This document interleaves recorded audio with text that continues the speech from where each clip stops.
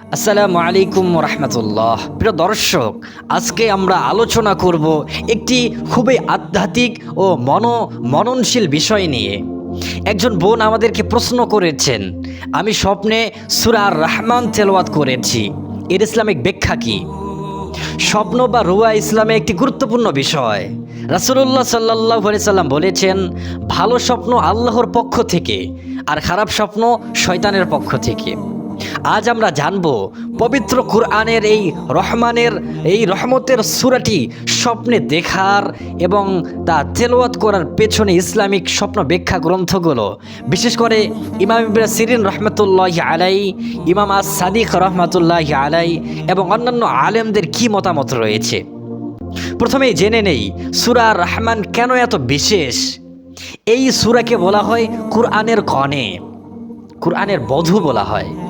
এখানে আল্লাহ তাআলা বারবার প্রশ্ন করেন, ফাবিআইয়ি আলাই রাব্বিকুমা তুকাযযিবান, অতএব তোমরা তোমাদের রবের কোন কোন নিয়ামতকে অস্বীকার করবে।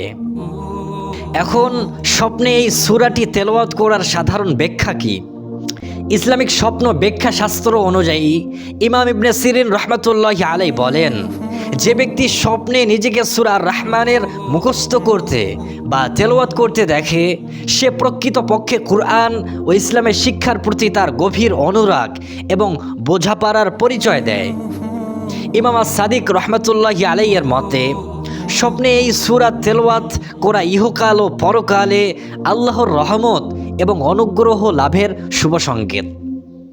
আর ইমাম আন-নাবলসী রহমতুল্লাহি আলাইহি বলেন, এই স্বপ্ন শত্রুদের অনিষ্ট এবং বিপদ থেকে আল্লাহর পক্ষ থেকে সুরক্ষা বার্তা বহন করে।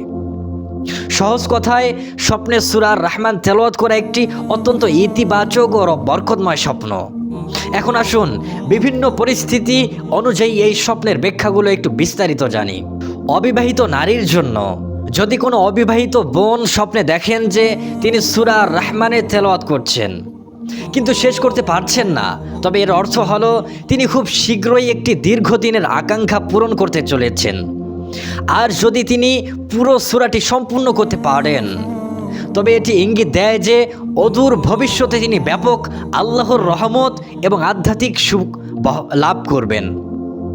বিবাহিত নারীর জন্য, বিবাহিত মহিলা যদি স্বপ্নে এই সূরা তেলাওয়াত করেন, তবে তা ইঙ্গিত দেয় যে তিনি ও তার পরিবার খুব শীঘ্রই কল্যাণ এবং মানসিক প্রশান্তি লাভ করবেন। আর যদি দেখেন যে তার স্বামী এই সূরা তেলাওয়াত করছেন, তবে তা স্বামীর জন্য প্রচুর রিজিক এবং বরকতের শুভ সংকেত। গর্ভবতী মায়ের জন্য, গর্ভবতী মা যদি স্বপ্নে সূরা আর রহমানের তেলাওয়াত করেন, তবে এটি একটি অত্যন্ত শুভ লক্ষণ।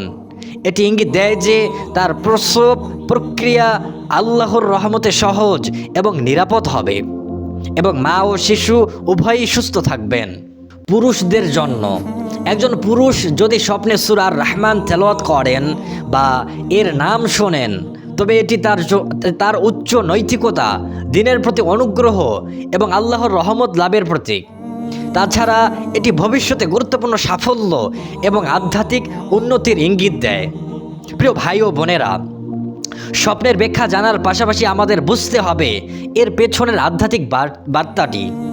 সূরা আর রহমান মূলত আল্লাহর অসীম রহমতের বর্ণনা।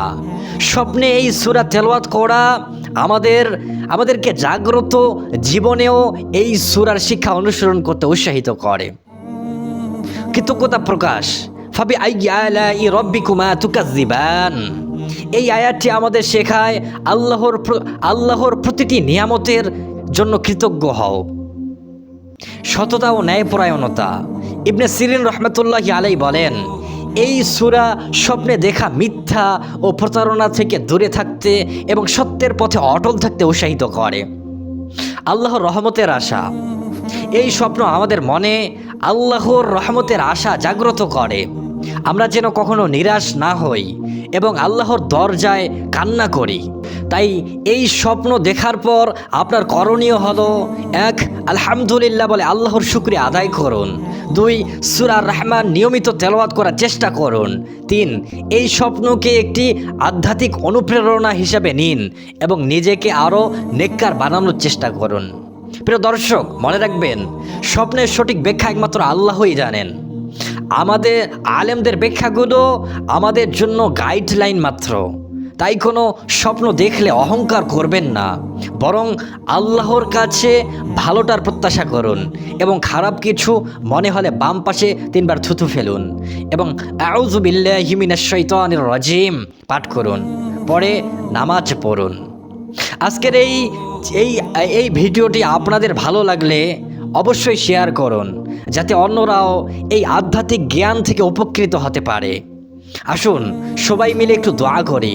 হে আল্লাহ, হে আর রহমান, আমাদের স্বপ্নগুলোকে করো নেক ও বরকতময়, আমাদের জাগ্রত জীবনকে করো তোমার ইবাদত ও আনুগত্যে পূর্ণ, আমাদেরকে রক্ষা করো শয়তানের প্ররোচনা থেকে এবং দান করো দুনিয়া ও আখিরাতে তোমার অসীম রহমত।